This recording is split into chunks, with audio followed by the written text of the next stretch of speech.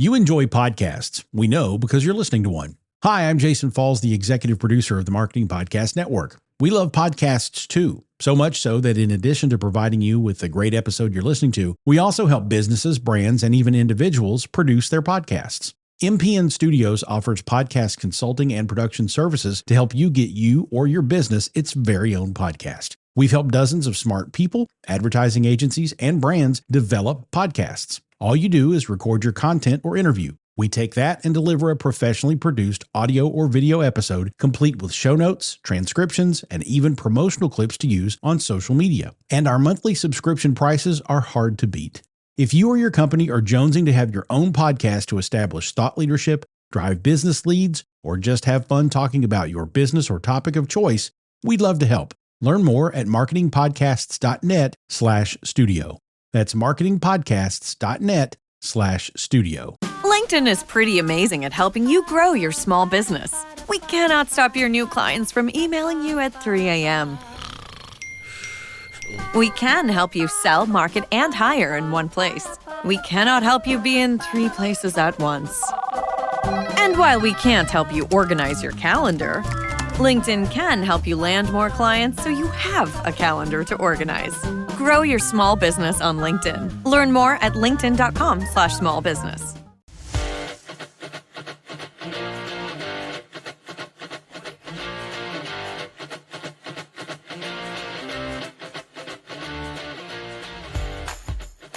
Welcome to Storylines Live, the only podcast that explores the power and the meaning of the most important story in business, the one that answers why somebody should buy from you, work for you, invest in you, or partner with you. At Vendilli, we call this your capital S story because it defines the very character and nature of an organization.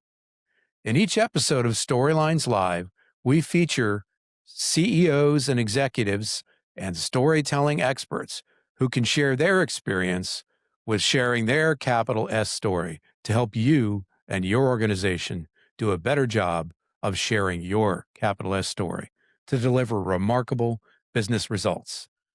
In this episode, we're pleased to have Jim Wrubel with us. He's the CEO and founder of a very cool company called Spyglasses. And you can consider Jim an entrepreneurially minded leader, has more than 20 years of experience building, launching, and scaling technology companies, mainly in the SaaS and e-commerce space. In 2023, Jim launched a very interesting company called Orchestra AI. Maybe we'll talk about the name a little bit. Stories and names are always important on this podcast. The flagship platform is called Spyglasses. It's an AI visibility platform that helps SEO agencies and PR firms prove and improve how their clients' brands appear in AI search. Jim, welcome to the podcast. Anything in that little bio that you helped put together for me that I didn't mention that we should mention? No, thanks, Paul. Yes, we should definitely discuss the name, the transition, and all of that stuff. Great. But it's always a nice introduction. Thanks. Great. Well, one of the reasons why we wanted to have you on this episode is because every second sentence in the marketing and PR industry seems to involve those two letters, AI. Indeed. And you folks have focused on building a platform that taps into AI to help tell better stories, quite frankly. Yeah. And we always ask guests on the podcast, Jim, I always start the episode by talking about the capital S story, how it explains why people would buy from you, work for you, invest in you, or partner with you. For Spyglasses and yourself as the leader, what's the most important of those aspects for you right now? Boy, you'd really want to kind of give it a 50-50 partner versus Sure. buy, because I find the best customers are the ones where it is a partnership, where you're not just a pure transaction, where both parties are thinking mutual value out of it. So when we sell, for lack of a better word, we're always thinking about the value that our clients derive from it and how they can turn into growth opportunities for their business. Right. So your primary client or customer audience is agencies, right?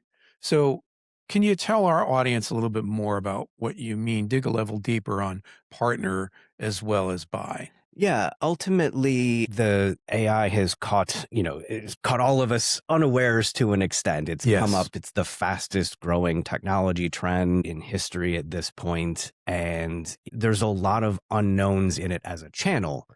And so agencies are finding themselves scrambling to get answers. Their clients, how many times you've probably seen this personally, Oh, a absolutely. lot of them, the CEO said, I chat GPT'd our company and it was wrong.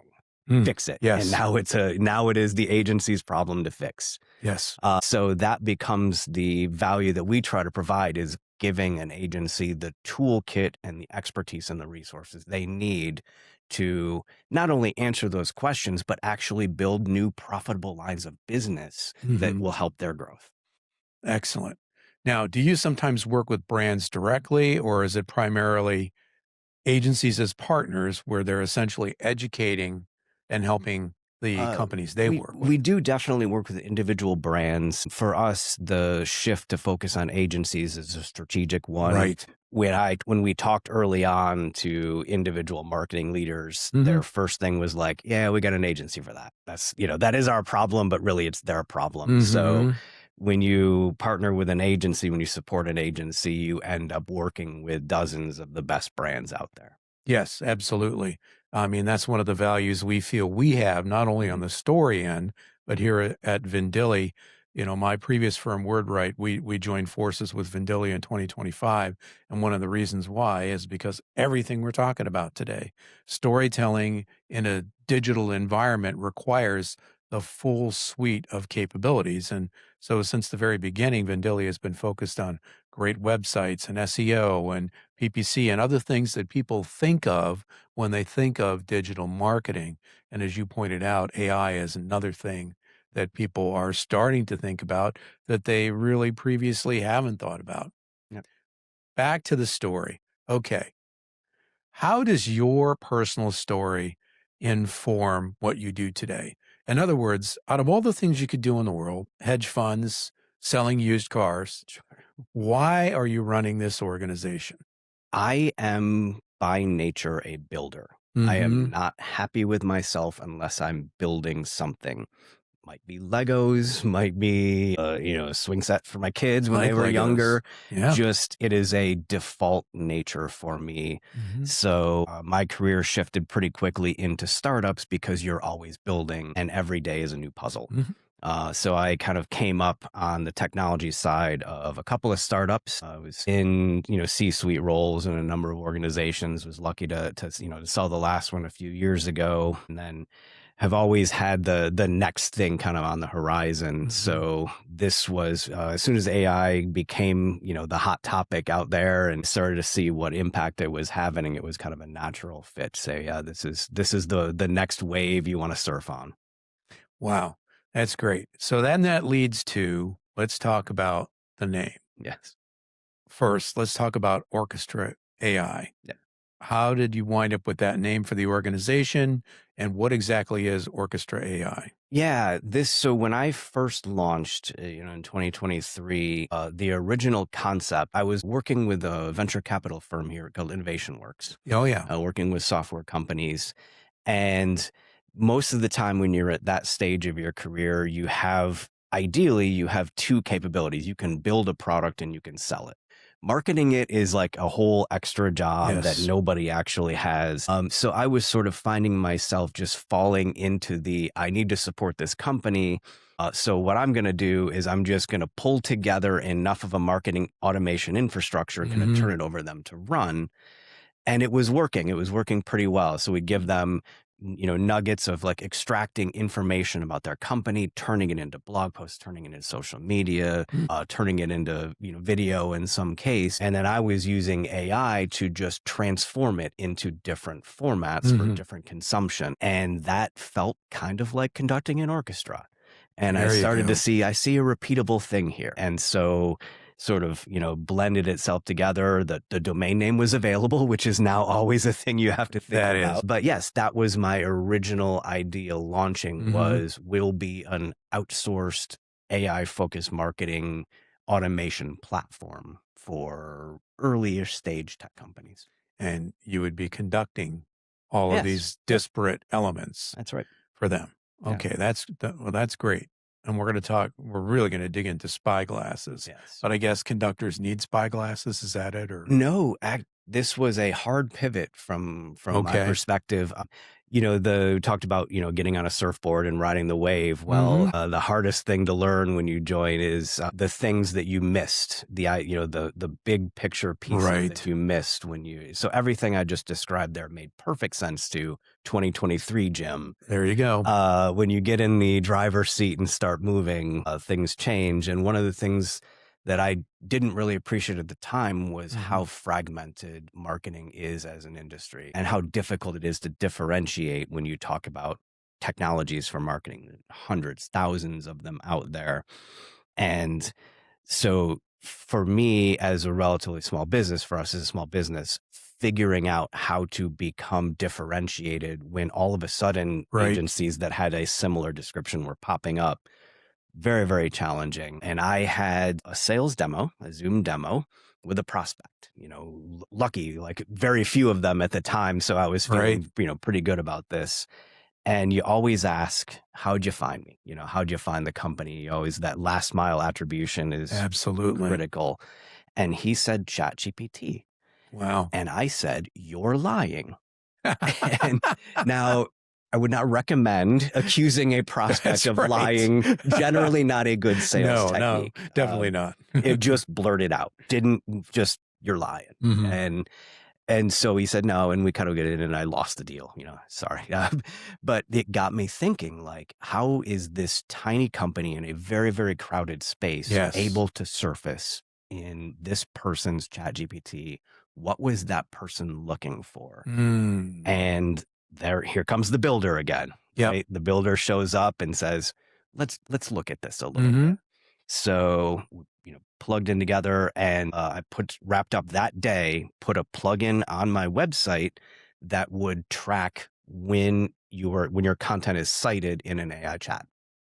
Oh, amazing. And launched it that day. And by a week, I had about 100 a day.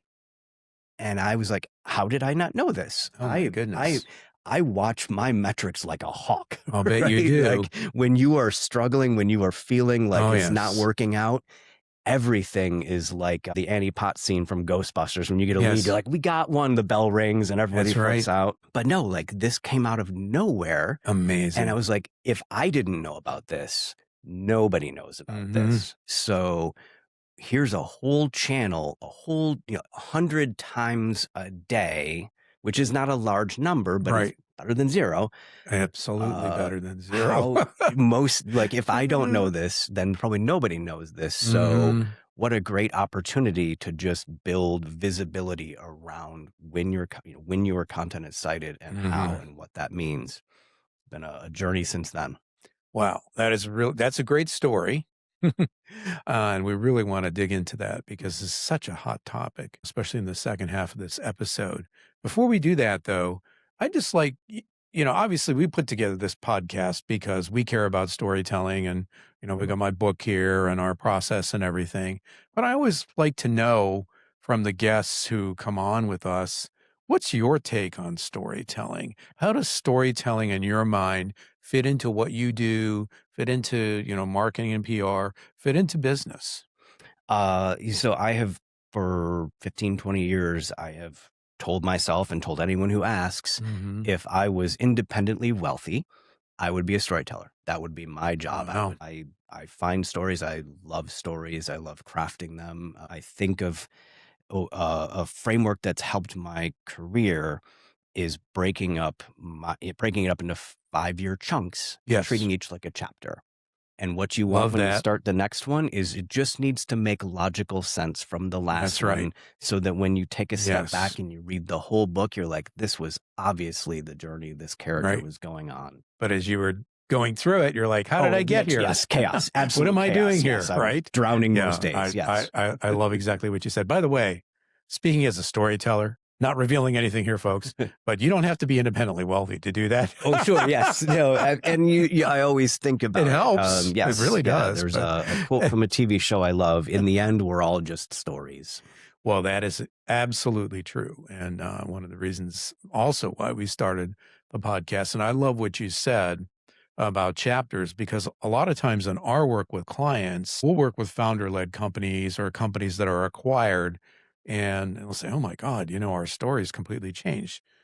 No, it hasn't. It's evolved, and you've moved from one chapter to the next chapter. And whatever audience you're trying to reach, whether it's B2C or B2B, there's the reason why stories work, and they're the best form of communication. I'm sure when the first person in the world figured out how to make a fire on purpose and told the second person, it was in the form of a story, probably involving barbecued meat. I'm not really sure, but that's how we communicate, and people expect that that's what's going to happen. And Jim, we're going to dig more deeply into your story and all about Spyglasses right after we take this quick break. Study and play come together on a Windows 11 PC. And for a limited time, college students get the best of both worlds. Get the Unreal College Deal. Everything you need to study and play with select Windows 11 PCs. Eligible students get a year of Microsoft 365 Premium and a year of Xbox Game Pass Ultimate with a custom color Xbox wireless controller. Learn more at windows.com/student offer. While supplies last. Ends June 30th. Terms at aka.ms/collegepc. Welcome back to Storylines Live, the only podcast that explores the power and the meaning of the most important story in business. The one that answers why somebody would buy from you, work for you, invest in you, or partner with you. This is the story that defines the very character and nature of an organization. In this episode of Storylines Live, we're honored to have Jim Wrubel, who's the CEO and founder of a very cool company and technology called Spyglasses. And in my view, Jim, Spyglasses runs on storytelling and AI. And I guess I'd like to start to talk more deeply about Spyglasses by tossing that to you and asking your reaction to what I just said. I think that's very true. There's a lot of differing opinions about AI as a technology, and it is in some ways problematic, but it is a remarkable achievement of humanity that we've created something that can converse and understands nuance. And if you ask it, could tell a story of its own. Yes. It might not be great, but the idea that a technology understands the concept of a story well enough to create one is interesting and exciting. And it is in a lot of ways a black box. So a lot of what we do at Spyglasses is understanding how it responds to different stimulus. Yes. And being able to show how it reflects individuals, brands, and all of that stuff. Yeah, and I think this is what's going to be really valuable, audience, for your consumption of this episode.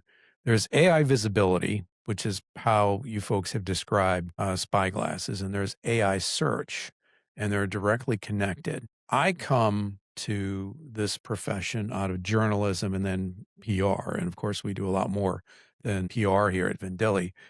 One of the things that's emerging, and I've seen a number of studies and industry leaders talking about this, it relates directly to storytelling and AI, the importance of where AI gets its content from and what the content consists of. And the holy grail is to have whatever large language model you might pick cite your specific brand when somebody is searching an AI for what your organization does, right? Absolutely. Yeah. And so how does Spyglasses assess or measure, without, giving away proprietary secrets, how does that mechanism work? Because what you said a minute ago, people consider this a black box. Yes. I think people do, because when you interact with it, it is very much a black box. It converses similar to a human. Underneath the hood, though, AI is, when you're talking about product discovery and those types of things, it is a thin layer on top of search. Yes. And that is something people don't necessarily think about, because it will, if you ask it for an electric toothbrush, it will come up with a list of toothbrushes and pricing and things like that. Yes. But most of that information isn't part of its knowledge in and of itself. It is doing searches. Right. And when it does searches, it makes some decisions about which content to cite and how to assemble it. Mm-hmm. All of those are based on publicly documented algorithms. Okay. And if you can get access to those and you can reverse engineer them, then you can actually not just measure the sources that are influencing it, but also influence itself by creating new content, telling better stories, both in your owned media and earned media through journalism and third parties and things like that, to help AI understand you across the board wherever it decides to search. Mm-hmm. So to piggyback on what you just shared, one of the things I've looked at recently, there's a platform you may be familiar with. It's called Muckrack. A lot of agencies use it for PR and media relations. And in partnership with a research organization, they came out with a study not too long ago that found this crazy correlation between earned content, which is news coverage, thought leadership, sometimes, which is what we use a model called PESO, paid, earned, shared, and owned, to describe the content you'll find digitally. And, owned content is your own thinking that you come up with.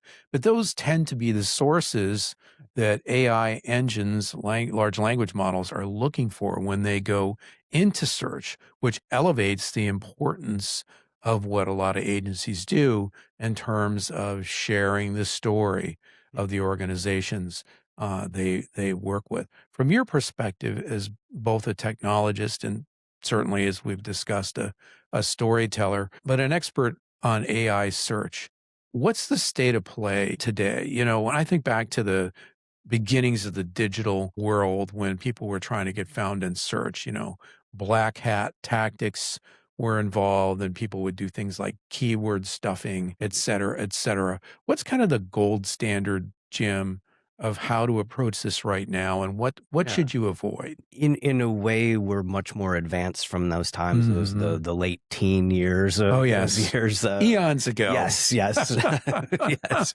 When the iPhone 4 ruled the earth. Yes, yes. Had one of those. So in ways we're much beyond that. In a ways we're sort of cycling back to where everything old is new again.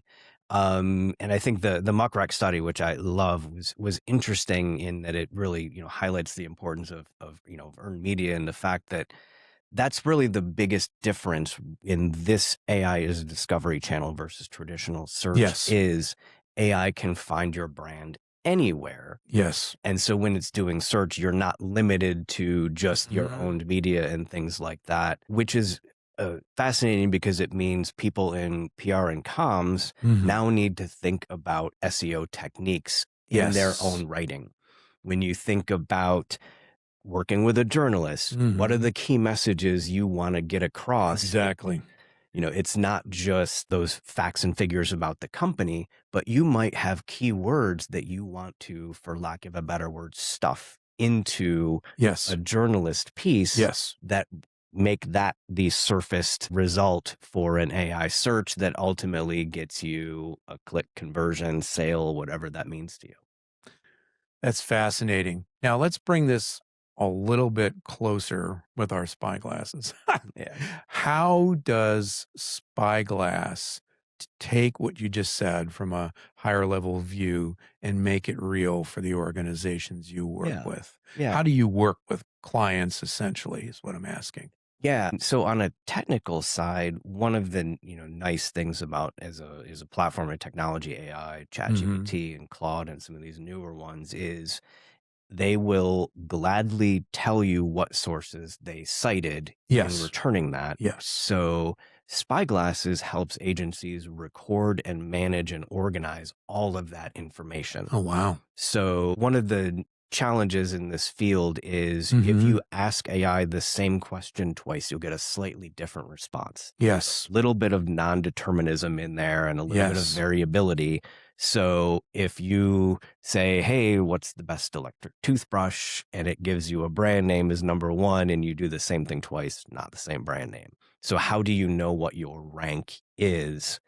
And the The dirty secret here is statistics, right? You run that prompt enough times to have some confidence in the fact that, yes, your brand is mentioned in this high purchase intent prompt because I've run it enough times to be statistically confident in that. As an agency, you can certainly do a lot of this stuff manually, but you're going to spend a lot of person hours. You just typing said that prompts keyword manually, right, Jim? Yes. So this can be much faster. Yeah. And you have essentially a database or a knowledge source. That's correct. Yes. That you can then search. Right. You can see trends over time. If you publish a new article, a new placement, you get a new press release put out, you can start to see how that actually influences AI visibility. You can see your recommendation share of voice being increasing over time because of the work you're doing. PR has always been critical, but it's always been difficult to prove impact and ROI. And this is a cool channel because now you can actually measure that. Yeah. One of my colleagues and a guru in the field, she said the other day that this is PR's time in the sunshine. Absolutely. Because now we've got that connection between actually getting the feel-good earned media and having the metrics behind it to show that what those of us who've been doing this for a while always believed in our heart was true, that it really does drive action and inspire hearts and minds and result in action. That's exactly right. Jim, what makes you folks different than your competitors? So I think there's a couple of things that make us different. One is we are specifically a white labeled platform for agencies. Not very few, if any, of our competitors in the space, and there definitely are some, as there should be in every space, go that far in intentionally being a white labeled platform. Right. So, brand, all the outputs that come out are branded. It feels as though it's yours. Yes. When we support our agency partners, even with services as well. So if you want, AI visibility expertise on your team, will operate as an extension of your team. Wow. So that's part of it. And then the second piece, I think, is that we focus specifically on that search layer. Yes. So a little less on measuring the prompt output and a little bit more on the citation mix and how that influences. Yeah. Well, see, this comes right back to your capital S story. You really meant what you said about partners, right? Yeah, that's really great.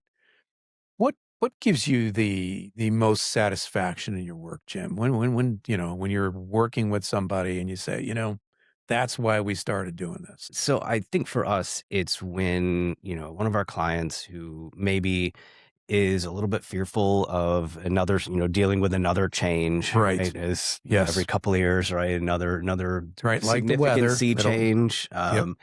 There's a lot of talk in AI specifically about, will I lose my job? Could an AI do my job for me? But when they transition from someone who's somewhat fearful into someone who has an expertise and, grabs the tiller of the sailboat and now is navigating on their own, like for me, that's what does it. That's great.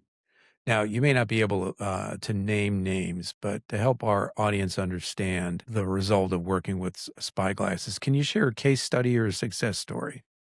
Yeah, we worked with a brand that was launching a new product and had basically no visibility in the space. Because they were new. Yeah, they're brand new. They'd been working, in more of a consulting thing, and this was their first opportunity to productize that as a feature. So the combination of building material around there's a keyword that is very important in our industry. They're called fan out queries, which is when the AI, when you write a prompt in there and AI does some web searches. Optimizing for those web searches that it does is really the single biggest lever you can make. So one of the things Spyglasses does is surface those and builds content around them, which directly influences whether you're cited or not. So being able to take a brand from unknown to a leader in a category in a matter of months through just this one focus, I feel like is a good sort of summary of the power of the platform and the industry. Wow, that's great. So it's not just a matter of, for the Spyglasses platform of seeing how your store is showing up. It's helping you strategically share your story in a way that delivers better AI search results and better AI visibility. Yeah. I mean, we definitely show the metrics about brand mentions and share of voice. I would argue that those are going to be commodity over time. Okay. It's challenging work, but it's not impossible work. Right. And AI can now build these tools on its own. Very fast, apparently. Very, very, very fast. But for us, those are the proof layer. Yes. So the work that you do to change the results, to change the underlying expectations, the earned media that you're doing. Yeah. That's the strategy. The proof layer. Yeah. That's the strategy layer and the direction layer. That's the real value out of this. The measurement is helpful because it shows the impact and ROI, but it is not a product. Right. And this is really the focus. That's great. Jim, if our audience wants to know more about Spyglasses or to connect with you, what's the best way to do that? Yeah. Spyglasses.io is our website. Products are listed there. Many of our products at least have a free trial or are free to use. If you're struggling with what prompt should I use to test visibility, we have a free prompt generator for that as well. And Jim, if you share those with me, folks, we'll make sure those are in the show notes. Absolutely. I'll also put the Muck Rack report link in there as well. Yeah. But I'm very active on LinkedIn. We share learnings from our platform all the time. So again, we're all stories. I love telling stories about the information we find. So definitely connect with me on LinkedIn. Wonderful. Jim, thanks so much for being on this episode of Storylines Live. It's been a great conversation. And I just have a feeling, given the way AI evolves, we might have to have you back on at some point. Thanks.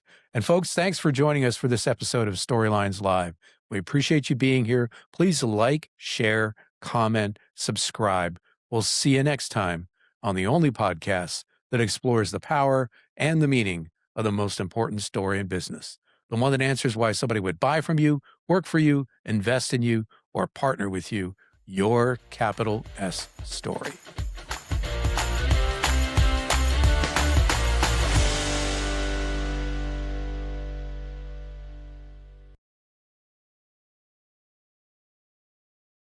You may know you're listening to this show along the Marketing Podcast Network, but did you know there are other great shows on MPN to help your business? Heather Eck hosts an amazing show called Your Radiant Spirit. Heather, tell listeners about the show. What if the colors you're drawn to, the creative urges you ignore, and the quiet intuitive hits you brush off are actually trying to tell you something? Your Radiant Spirit is the podcast that helps you listen and live with greater clarity and purpose. And where can people subscribe? You can find and subscribe at heathereck.com/yourradiantspirit, on marketingpodcast.net, or search for it wherever you get your podcasts. You heard her. Go subscribe. This podcast is heard along the Marketing Podcast Network. For more great marketing podcasts, visit marketingpodcasts.net.